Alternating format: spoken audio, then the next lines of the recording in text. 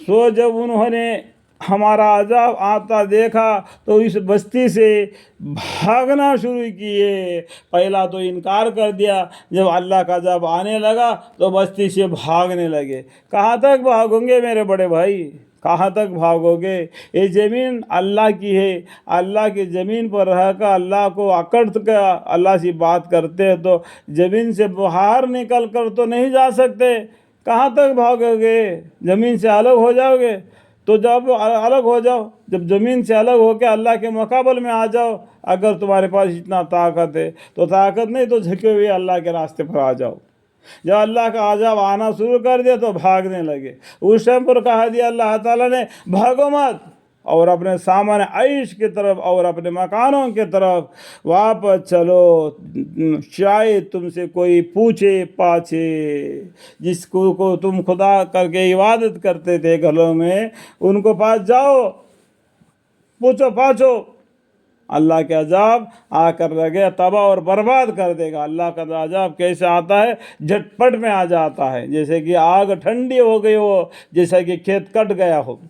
وہ لوگ نزول عذاب کے وقت کہنے لگے کہ ہمارے کم بختی، بے شک ہم لوگ ظالم تھے. اس ٹائم پر آ کر آنا کہا سی کتنا دور کی ایمان ہے. وہ حیات دنیا میں ایمان لے آتے، اللہ سے دعا مغفرت مانگتے تو اللہ معاف کرنے والا غفور رحیم ہے. تو ان کے ہی گل پکار رہی، حتیٰ کہ ہم نے ان کو ایسا نیست و نابود کر دیا جس طرح کی کھیت کٹ گئی ہو اور آگ ٹھنڈی ہو گئی ہو. آگ ٹھنڈی ہوئی تو کیا ہوتا ہے؟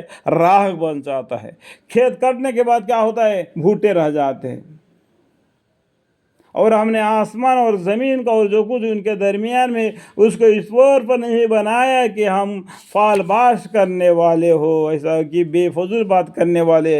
اس طریقے سے زمین آسمان کو اور انسانوں کو اللہ تعالیٰ نہیں بنایا. وما خلقنا السماء والارض وما بینہما لاعبین.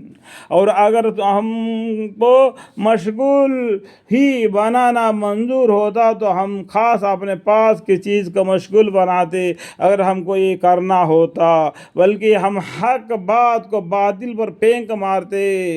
اور سو حق اس باطل کا بھیجا نکال دیتا ہے، یعنی اس کو مغلوب کر دیتا ہے.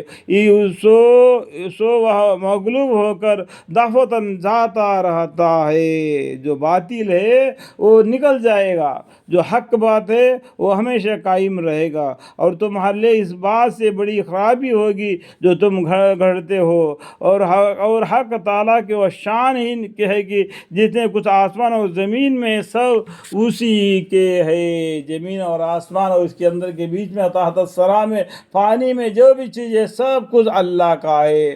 تم خالیات آ گئے اور خالیات چلے جاؤ گے، اور جو نام اعمال لے جائے گے اس کے حساب سے تم کو جزا اور سزا دیا جائے گا. اور ان میں سے جو اس کے یعنی اللہ کے نزدیک بڑے مقبول مقرب ہے وہ اس کی عبادت سے آر نہیں کرتے اور نہ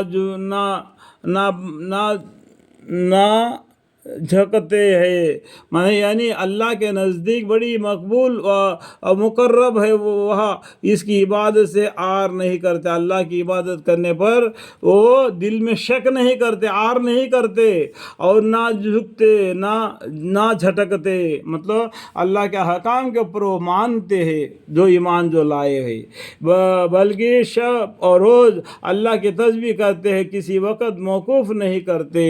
رات صبح دن رات میں ہمیشہ اللہ کی عبادت میں مشغول رہتے ہیں جو ایمان لائے ہو.